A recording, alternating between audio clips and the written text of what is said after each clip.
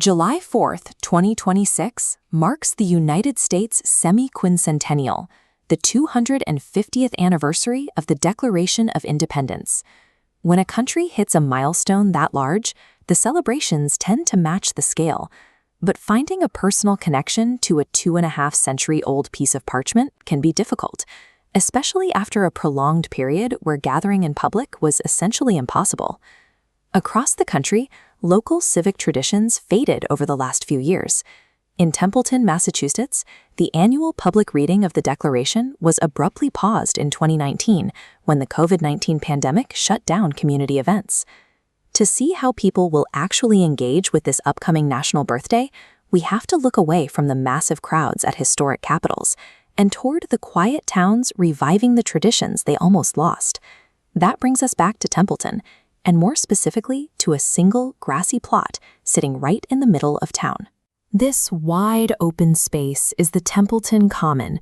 It features a bandstand, a towering flagpole, and a classic white church, making it the natural focal point for the town's revival of its semi-quincentennial festivities. This year, the Templeton Cultural Council decided to bring the annual reading of the Declaration back, and they are placing it right here on this central lawn. Placing the reading here provides a physical framework for the event, centering the anniversary celebration in the exact same space where the town has gathered for generations. The ground of the common itself carries historical weight. Over 2 centuries ago, this is where the local town militia trained for the Revolutionary War. Standing on that same dirt, 13 local townspeople and officials will take turns reading excerpts from the nation's founding text.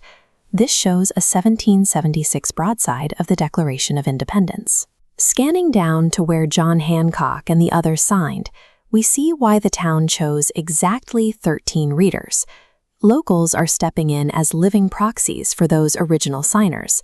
This historical map shows the geographic scale those signers represented, the original 13 American colonies spanning the Atlantic coast. When modern citizens stand on militia training grounds to speak on behalf of the original colonies, the distance between 1776 and the present day collapses. The council surrounds this reading with an entire historical ecosystem, starting with a colonial reenactor walking the grounds in period clothing. They also invite a genealogist from the Daughters of the American Revolution to set up a station on the grass. The genealogist traces residents' families back through ancestral portrait albums, checking if they tie directly into the bloodlines of the Revolutionary era. Just across the street, the Narragansett Historical Society unlocks its doors, taking local archives out of storage and making them fully accessible to anyone walking by. This combination of reenactment and research allows residents to move beyond simply watching a performance, often finding their own family names in the very history they came to hear. But this gathering doesn't stop at solemn history. Right alongside the readings, the First Church of Templeton hosts an ice cream social. The green fills with motion as a local parade kicks off, featuring kids pushing colorful bicycles and decorated doll carriages across the summer grass. It is a multi-generational event, with senior citizens pushing decorated walkers right alongside the children's toys. Families are encouraged to pack a lunch and sit down for an old-fashioned picnic mere feet away from the historical reenactments. Hearing the words of the Declaration recited next to people eating ice cream and watching a bicycle parade creates a vivid juxtaposition, the sound of a community actually living. Why does a modest picnic in a small Massachusetts town matter so much for the 250th anniversary of the United States? Because a milestone like the semi-quincentennial is about more than just honoring a static past locked away in a museum.